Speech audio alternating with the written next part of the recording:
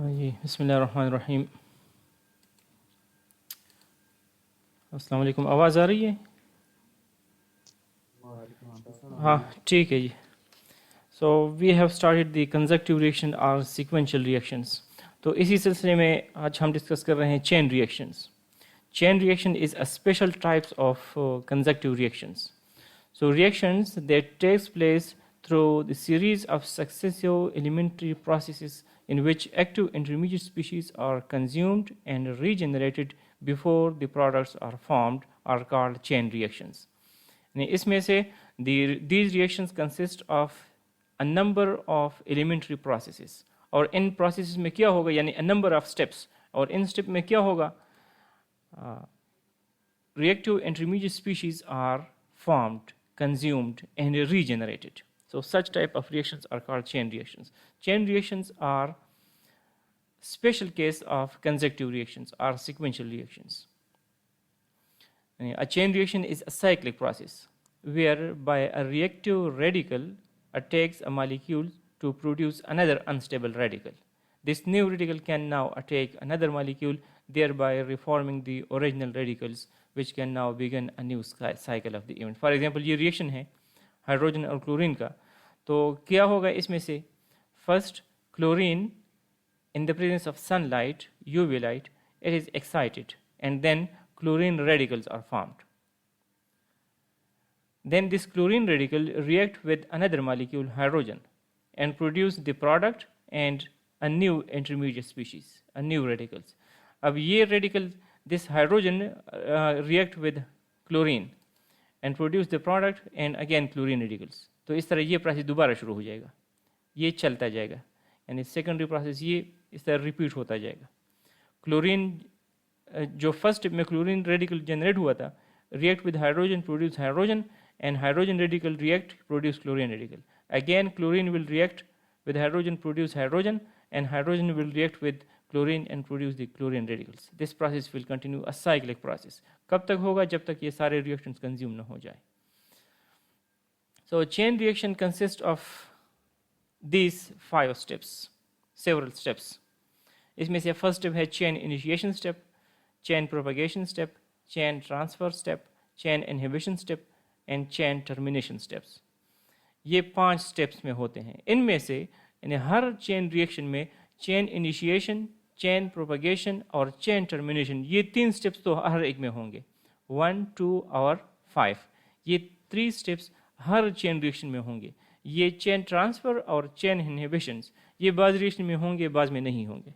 तो generally there are 5 steps, reaction proceeds in 5 steps. लेकिन जो मोस्ट कॉमनली है, जो जनरली हम ये भी कह सकते हैं कि चेन रिएक्शन प्रोसीड्स इन 3 स्टेप्स, जिसमें से chain inhibition, chain propagation and chain terminations. बाज़ रिएक्शन में ये 2 स्टेप्स भी होंगे. तो अब ये चेन इनहिबिशन क्या है, व्हाट इज, इसमें क्या होता है? This step consist of slow generation of active intermediate species. Those active intermediate species are called chain carriers. And a chain initiation step में क्या होगा? This consists of slow generation of the intermediate species, and these intermediate species are called chain carriers. ये chain carriers क्या होते हैं? These can be atoms, free radicals, or energized molecules of one of the product. Chain carriers can be atoms, free radicals, or molecules, excited molecules. So the chain initiation में takes place thermally और photochemically. कैसे initiate होगा chain reactions? ये thermally होगा या photochemically होगा, जिस तरह ये रिएक्शन यहाँ पर लिखा है, hydrogen and chlorines in the presence of light. So this is a photochemical reaction. So initiation is by absorption of light. So this is a photo initiation. And initiation जो chain initiation step है, it is initiated by photons, bye absorption of light. तो इस तरह ये thermal भी होते हैं. सो chain initiation में टेक्स प्लेस थर्मली और फोटोकेमिकली. तो फर्स्ट स्टेप है चेन इनिशिएशन स्टेप्स, जिसमें से चेन कैरियर्स प्रोड्यूस होंगे. That is the slow steps. Once chain carriers are produce, then the next step starts. That is the chain propagation steps. इसमें क्या होगा? In this step the active intermediate species formed in the initiation steps react with other molecules of the reactants. क्योंकि वो reactive species हैं, free radicals है या atoms है या एक्साइटेड स्टेट्स मॉलिक्यूल्स है, एनर्जाइज्ड मॉलिक्यूल्स है, सो दोज आर अनस्टेबल। तो उन्होंने स्टेबल होना है, तो स्टेबल होने के लिए क्या करते हैं कि और मॉलिक्यूल के साथ वो रिएक्ट करते हैं। So in this step the active intermediate species formed in initiation steps react with other molecules of the reactants. The reaction of chain carriers with reactants results in the, जब reaction होगा तो क्या होगा, formation of the product बनेंगे and regeneration of the chain carriers. यानी chain carriers तो उधर react कर रहे हैं लेकिन इसमें और नए बनेंगे। प्रोपेगेशन का क्या मतलब है, फैलना, तो इसमें से ये रिएक्शंस प्रोसीड हो, फैल जाता है ना, propagation step. So in this case, the chain carriers react with the molecules, produce the product, and regenerate the chain carriers. Chain propagation step is fast steps. अब इसमें से if new chain carriers are generated, the reaction is if few chain carriers are regenerated, the reaction is simple chain reactions. यानी एक consume हो रहा है और 2, 3 या 10 तक जनरेट हो रहे हैं, तो this is a simple chain reactions. अगर ऐसी कंडीशन है if many chain carriers are produced, यानी हंड्रेड्स में प्रोड्यूस होते हैं, then it is called branch chain reaction. यानी एक चेन कैरियर कंज्यूम हो रहा है यानी प्रोपेगेशन स्टेप में हंड्रेड्स तक तादाद अगर पहुंच जाती है, so this is called branch chain. If a large number of carriers are produced, and an infinite number of chain carriers are produced, then those reactions are called explosive reactions. And the chain reactions can be simple chain reaction, branch chain reactions, or explosive chain reactions. Simple chain reaction में क्या होगा, few chain carriers या reactive intermediate species are formed. Branch में क्या होगा, many chain carriers in hundreds chain carriers are produced. और explosive में infinite number of chain carriers are produced, so those are called explosive reactions. तो ये 2 steps हो गए हैं। ये 2 स्टेप्स हर चेन रिएक्शन में होंगे, इनिशिएशंस और चेन प्रोपेगेशन, ये हर चेन रिएक्शन में होते हैं। अब ये 3rd स्टेप है चेन ट्रांसफर, ये बाज रिएक्शन में होंगे बाज में नहीं होगा। अब इसमें होता क्या है, in some propagation step new chain carriers are generated, these steps are called chain transfer. यानी एक न्यू का मतलब न्यू टाइप्स। फॉर एग्जाम्पल ये जहाँ पर हमने देख लिया है ये रिएक्शंस, पहले स्टेप में क्या हो गया है, chlorine is consumed and hydrogen is produced. So one type of chain carrier is consumed and another type of chain carrier is generated. यहाँ पर hydrogen consumed and chlorine radical, तो this is a branch step. Propagation step भी है, यानी propagation step is actually a chain transfer step, क्योंकि इसमें chain transfer step is actually propagation step, जिसमें से न्यू चेन कैरियर्स बनते हैं। So if one type of a chain carrier is consumed and another type of the chain carrier is produced, then it is called chain transfer step. Actually है propagation ही है। So in some propagation steps new chain carriers are generated, these steps are called chain transfer. In these steps, one type of chain carrier is used and another type is generated. Chain transfer step is a type of propagation steps. Chain inhibition steps, ये भी हर chain reaction में नहीं होता, बाद में होगा, बाद में नहीं होगा. So this step consists of the removal of the product with the simultaneous regeneration of the more active species. यानी इस केस में क्या होगा, जो चेन कैरियर्स प्रोड्यूस होते हैं, तो इन चेन कैरियर्स ने आगे रिएक्टेंट्स के साथ रिएक्ट करके प्रोडक्ट बनाना है। लेकिन बाज़ औक़ात ऐसा भी होता है कि ये चेन कैरियर्स जो फाइनल प्रोडक्ट बन रहा है उसके साथ रिएक्ट कर जाता है, तो या इससे साइड प्रोडक्ट बन जाते हैं जो रिक्वायर्ड नहीं है, बाय प्रोडक्ट या साइड प्रोडक्ट, या इनिशियल रिएक्शंस भी बन सकते हैं। So this is called inhibition steps. Inhibition क्यों कहते हैं, क्योंकि इसकी वजह से प्रोडक्ट रिएक्शन में से निकल जाता है। So there is a decreasing effect due to this step, there is a net decreasing effect on the overall rate of reaction, therefore this is called inhibition steps. यानी इसकी वजह से रेट डिक्रीजेस। इसमें क्या हो रहा है कि चेन कैरियर जो जनरेट हुआ है वो रिएक्ट कर जाता है फाइनल प्रोडक्ट के साथ। तो जब फाइनल प्रोडक्ट के साथ रिएक्ट करेगा तो अनवांटेड रिएक्टेंट्स प्रोडक्ट इसमें से बनी बाय प्रोडक्ट बन जाएंगे। अब ये बाय प्रोडक्ट्स या तो न्यू प्रोडक्ट हो सकते हैं और या इनिशियल जो ओरिजिनल रिएक्शन थे वो बन जाते हैं। दोनों पॉसिबिलिटीज़ हैं, जो भी है, लेकिन इसकी वजह से प्रोडक्ट सिस्टम में से निकल जाते हैं. So therefore this is inhibition steps. The removal of the product cause a decreasing effect on the overall rate of the reactions. And the rate dx by dt से हम रिप्रेजेंट करते हैं, जिसमें से x रिएक्टेंट प्रोडक्ट है. तो अगर product कम हो जाता है तो rate definitely decreases. So therefore it is called inhibition steps. ये हर चेन रिएक्शन में नहीं होगा. और 5 लास्ट पर है चेन टर्मिनेशन या breaking steps. In this step the active intermediate species are removed or destroyed, ख़त्म हो जाते हैं. जब ओवर रिएक्शन मॉलिक्यूल नहीं होंगे, जब चेन कैरियर्स बनेंगे तो उन्हें तो रिएक्ट करना है, तो वो किसी भी तरीके से वो डीएक्टिवेट हो जाते हैं. वेसल्स के साथ, वॉल्स ऑफ द रिएक्टर्स के साथ रिएक्ट करते हैं, या और रिएक्टेंट मॉलिक्यूल नहीं होंगे तो फिर और मज़ीद बनेंगे नहीं. सो दिस स्टेप, इस स्टेप में वो ख़त्म हो जाते हैं. In this steps the active intermediate species are removed और destroyed. Chain carriers are no more available for chain initiation and propagation steps. So this chain termination step comes when there are no more or not enough reactant molecules. तो ये 5 steps होते हैं chain, यानी chain reaction proceeds in these 5 steps. कुछ characteristics हैं chain reactions के. Characteristics of the chain reactions. Number 1, every chain reaction involve initial slow step. And the step is generation of the chain carriers. Every chain reaction consists of initiation of the chain carriers. ये एक characteristic है chain reactions की, जो non-chain reaction में ये नहीं होते. So every chain reaction consists of slow generation of the chain carriers. Second, the rate of chain reaction is much higher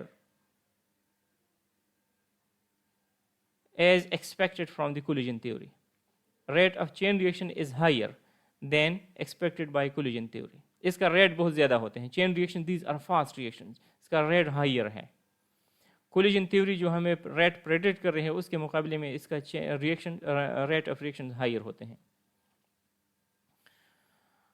अच्छा, कोलिजन थ्योरी में क्या है कि कोलिजन थ्योरी के मुताबिक कि during the reactions molecule collide, तो rate depends on the collision frequency.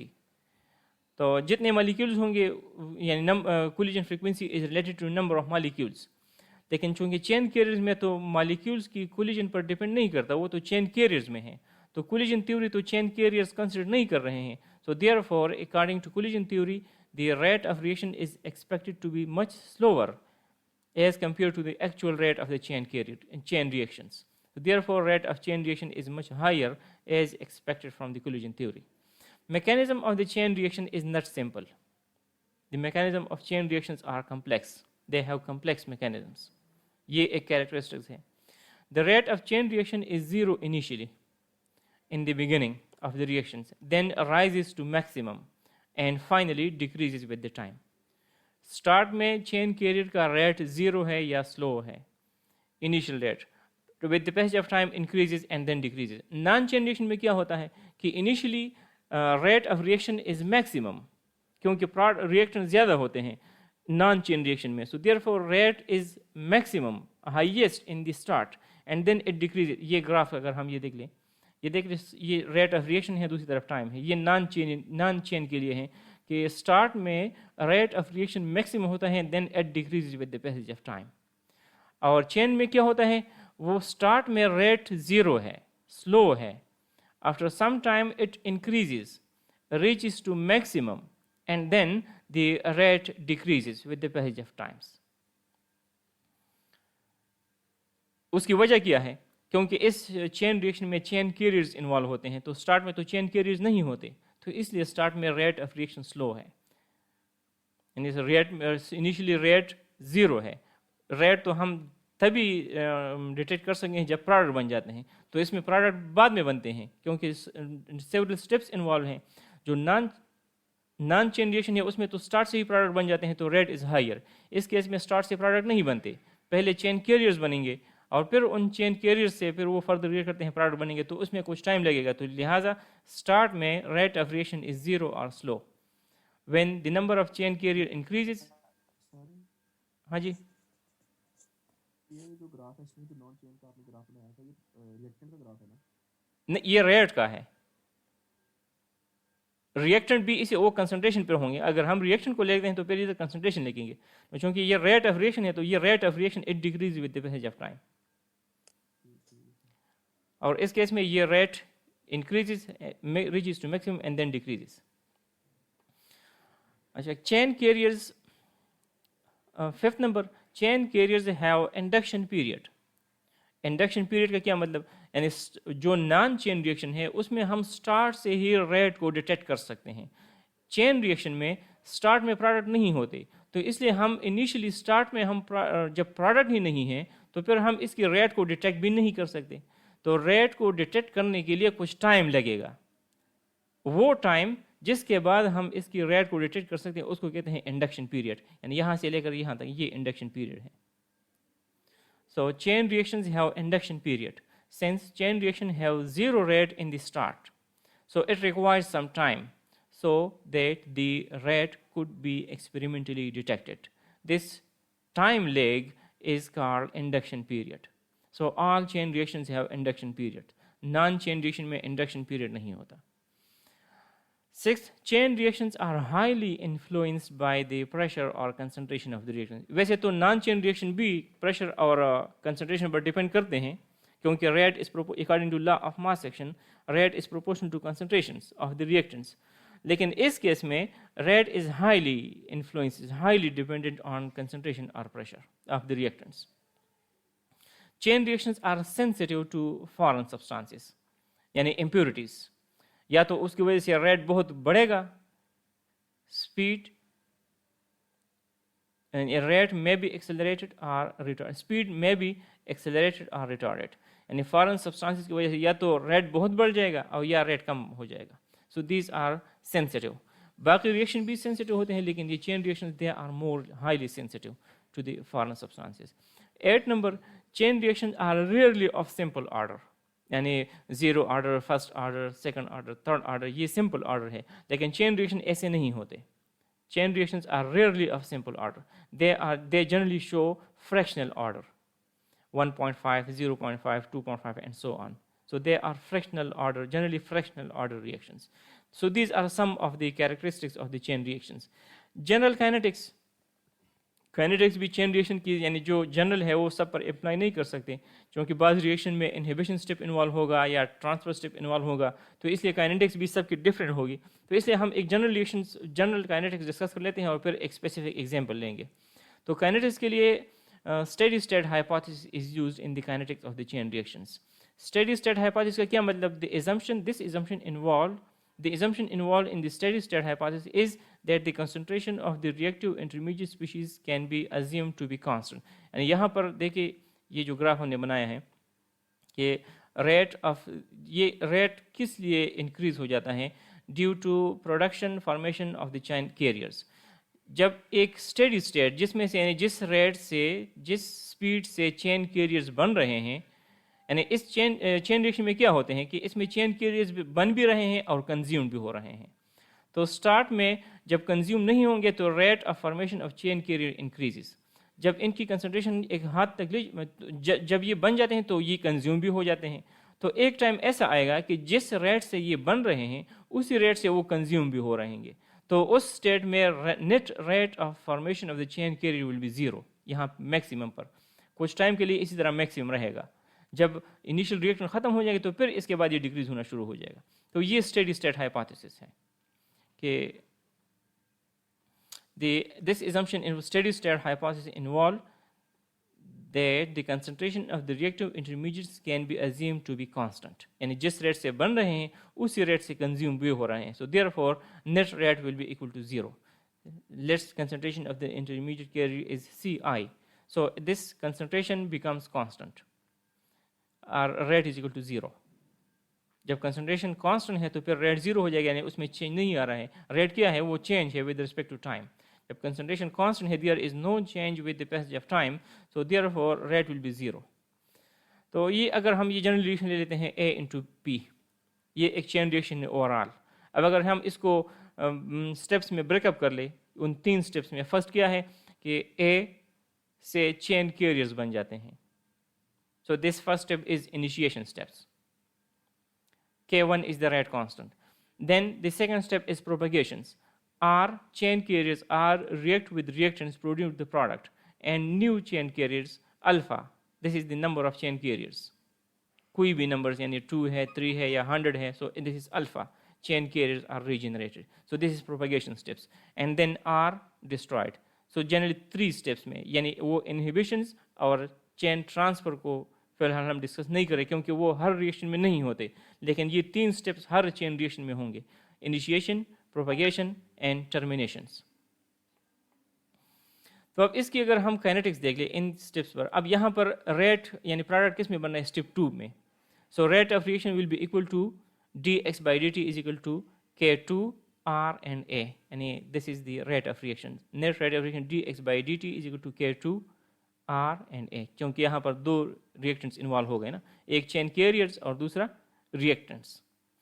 तो अब ये R, this is unstable species, so it cannot be measured, so therefore this reaction is of no use.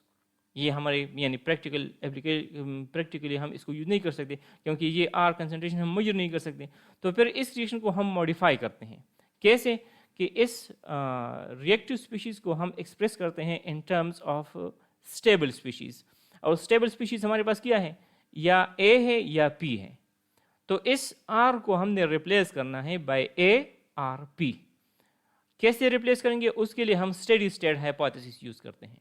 Steady state hypothesis का मतलब ये है कि जब rate of formation of R becomes equal to its rate of decomposition, rate of consumptions.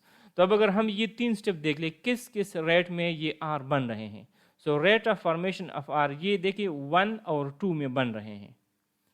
So rate of formation of the chain carrier is equal to R1, that is the rate for the step 1, plus R2, rate of the step 2. और 3 में destroy हो रहे हैं, तो this is the R3 will be the rate of destruction. ये rate of formation of carriers first step में K1 और A, और plus 2 step में K2 alpha minus 1 R और A। अच्छा, अल्फा माइनस 1 यहाँ पर देख ले इस 2 स्टेप्स का। इस केस में अल्फा माइनस 1 क्यों लिखते हैं? देखिए इसमें अल्फा चेन कैरियर्स जनरेट हो जाते हैं, लेकिन एक उसमें कंज्यूम भी हो गया है, एक यूज़ हो गया है और अल्फा जनरेट हो गए। तो कितने बन गए फिर? अल्फा माइनस 1 बन गए नए। तो इसलिए यहाँ पर हम अल्फा माइनस 1 इसके साथ लिख रहे हैं। So this is the rate of formation of the chain carriers, R1 rate of the step 1 and R2 rate of the step 2, and rate of consumption is the rate of step 3, that is K3R. At steady state, rate of formation is equal to rate of decomposition. So rate of formation is K1A, K2 alpha minus 1 and यानी इस steady state hypothesis को use करते हुए हम इस R की concentration को find out करना चाहते हैं, क्योंकि ये एक्सपेरिमेंटली डिटेक्ट नहीं कर सकते, ये अनस्टेबल स्पीशीज है। तो ये रिएक्शन जो इक्वेशन नंबर 1 है ये हमारे काम का नहीं है। तो इसको वैलिड करने के लिए, प्रैक्टिकली यूज़ करने के लिए हम इस R को, रिएक्टिव इंटरमीडिएट स्पीशीज़ को किसी स्टेबल स्पीशीज से रिप्लेस करना चाहते हैं, A से या P से, और इसके लिए ये स्टेडी स्टेट हाइपोथेसिस यूज़ करते हैं। At steady state rate of formation is equal to rate of decomposition. अब इसमें जिन टर्म में R है उनको एक तरफ कर लेते हैं, एक ये R है और एक इस स्टेप में R है ना, यहाँ पर प्लस K2 है। तो इसको अगर दूसरी तरफ ले आते हैं तो ये माइनस K2 हो जाएगा, minus K2 alpha minus 1 R और प्लस K3। अब अगर इसको मैं इस तरह लिखता हूँ, ऐसे लिखते हैं कि 1 माइनस अल्फा कर दे तो ये माइनस ख़त्म हो जाएगा, K2 1 minus alpha R A और प्लस K3। अब इसमें से R कॉमन ले लेते हैं, इसमें भी R है इसमें भी R है, तो ये R कॉमन ले लिया है, तो K2 1 minus alpha A plus K3 is equal to K1 A। तो अब इससे R की वैल्यू फाइंड आउट कर सकते हैं, ये वाला टर्म्स दूसरी तरफ लेते हैं। So R will be equal to K1 A divided by K2 1 minus alpha A and plus K3। अब इसकी वैल्यू R की वैल्यू हम इस इक्वेशन में पुट कर लेते हैं। So that will be the net rate. जब इस इक्वेशन में पुट करते हैं R की जगह पर, तो dx by K2 A, ये इक्वेशन नंबर 1 है, तो यहाँ पर R की वैल्यू ये यहाँ से आ जाती है, ये हो जाएगा। अब इसमें से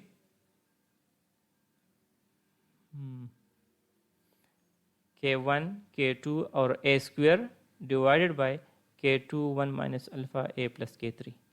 So this is the net rate for a chain reactions, differential rate equations. एक टर्म इसमें यूज करते हैं chain length. Chain length is the number of cycles that an active intermediate species can participate in between its formation step and termination steps.